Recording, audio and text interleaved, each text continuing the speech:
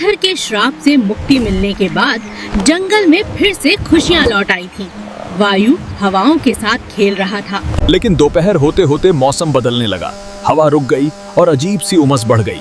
सूरज गायब हो गया, पर गर्मी भयानक हो गई। वायु ने ऊपर देखा। जंगल के ठीक ऊपर एक विशाल काला बादल आकर थम गया था। गर्मी इतनी बढ़ गई कि गजराज भी बेचैन हो उठा। जानवर छांव ढूंढने लगे। तभी उस काले बादल में से एक नीली चमकती हुई चीज तेजी से नीचे गिरी, धड़ाम से झाड़ियों में जा गिरी। वायु और शेरा दबे पांव उस झाड़ी के पास गए। वायु ने अपनी लकड़ी से पत्तों को हटाया। वहाँ एक नन्हा चमकता हुआ नीला तारा जीव पड़ा था। उसके छोटे छोटे पंख थे। वायु ने बड़े प्यार से उसे उठाया।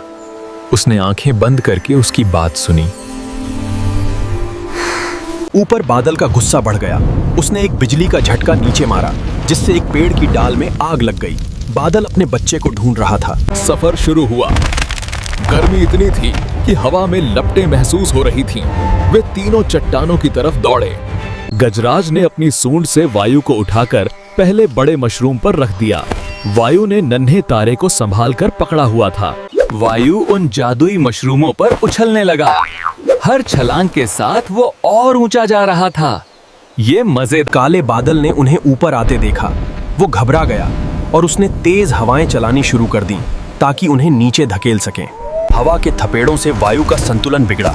वो गिरने ही वाला था कि उसने अपने कंधे के पत्ते को कसकर पकड़ लिया और खुद को संभाला। वे सबसे ऊंचे मशरूम पर पहुंच गए। गुस्से से भरा काला बादल अब ठीक उनके सिर के ऊपर था। वायु ने उस चमकते तारे को ऊपर उठाया। देखो, तुम्हारा बच्चा सुरक्षित है। हम उसे वापस लाए हैं। बादल थम गया। गर्जन रुक गई। ऐसा लगा जैसे वो उस नन्ही चमक को पहचानने की कोशिश कर रहा हो।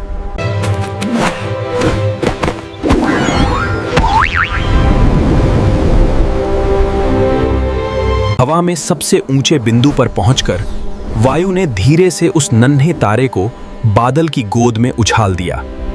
तारा बादल में समा गया।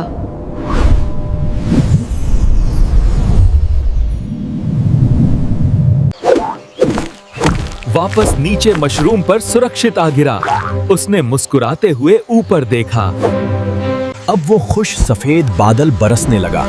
ठंडी राहत देने वाली बारिश तपते हुए जंगल पर गिरने लगी। गरम जमीन पर पानी पड़ते ही भाप उठने लगी। मुरझाए हुए पेड़ पौधे फिर से हरे और ताजा हो गए। नीचे गजराज और शेरा बारिश में नाचने लगे। सारे जानवर बाहर निकल आए और पानी। जाते जाते उस सफेद बादल ने एक पल के लिए मुस्कुराता हुआ चेहरा बनाया, जैसे वायु को धन्यवाद दे रहा हो। वायु नीचे उतरा और अपने दोस्तों के साथ बारिश के जश्न में शामिल हो गया।